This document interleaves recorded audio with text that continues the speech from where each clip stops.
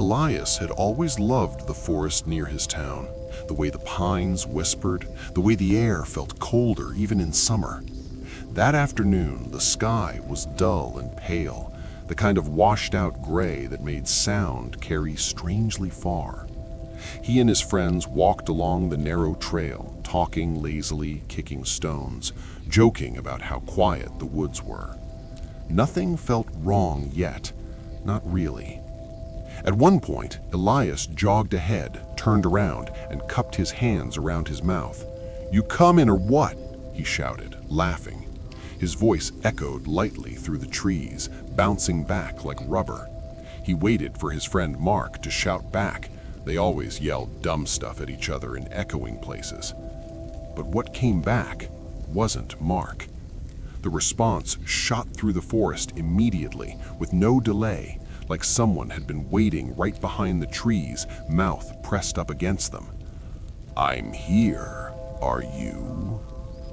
The voice wasn't his friend's. It wasn't even close. It was deeper, older, weathered, and it sounded like it had been smiling when it said it.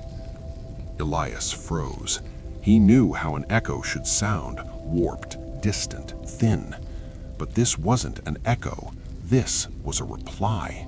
Someone or something had understood his words and answered. He swallowed hard, suddenly aware of how still the forest had become. Even the birds were silent. "Mark?" he tried again, voice cracking. But before the name even left his mouth fully, the forest spatted back at him. "Mark?" Same old voice, not mocking, just copying, stretching the name as if tasting it. Elias stumbled backward, nearly tripping over a root. His breath came out in sharp white bursts, even though the air wasn't cold. He didn't wait for his friends to catch up. His legs moved on their own. He sprinted down the path, branches smacking his arms, dirt kicking up under his shoes. His heart hammered so loudly he barely heard the forest anymore. Barely, but not entirely, because behind him came a sound, a warped mixture of a laugh and a breath, like someone trying to inhale words instead of speak them. He burst out of the tree line and onto the hill clearing where his friends stood near their bikes. They looked startled. Elias was pale, sweating, trembling like he had outrun a wolf. "What the hell happened?" Mark asked, stepping toward him. Elias grabbed him by the jacket. "Did you hear me? Did you answer me? Tell me you answered." Mark frowned. "Dude, you didn't yell anything. You just walked ahead and then ran back like something was chasing you. We thought you were messing with us." Elias tried to speak, but the words fell apart. He hadn't screamed. He hadn't called out. But he remembered his shout vibrating in his throat. He remembered the echo. He remembered the reply. Too fast, too close. "Someone answered me," he whispered finally. "A man, but too deep, too wrong." His friends exchanged glances. Joking stopped, smiles faded. Mark put a hand on Elias's shoulder.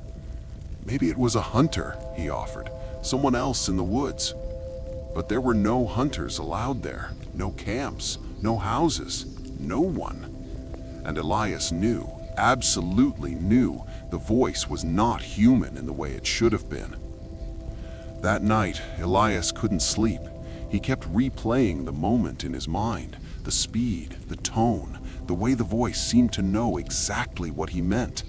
The way it said, "I'm here, are you?" Like it wasn't answering his question, like it was asking him something else.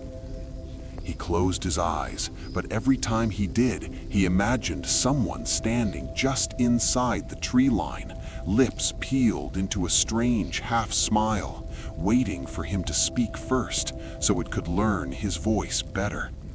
His phone buzzed suddenly, a voice note from an unknown number. Elias stared at it for a long time, unable to breathe. His thumb trembled as he pressed play. The recording was only 3 seconds long, 3 seconds of quiet forest air, followed by his own voice, cracked and terrified, whispering, "I'm here." Elias hadn't said that, not that day, not ever. But something in the forest had spoken with his voice perfectly, and now it knew more than just his name. It knew how he sounded when he was scared. It knew how to become him.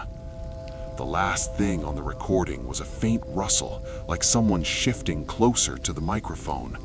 Then, in that old smiling voice, "Are you coming back?"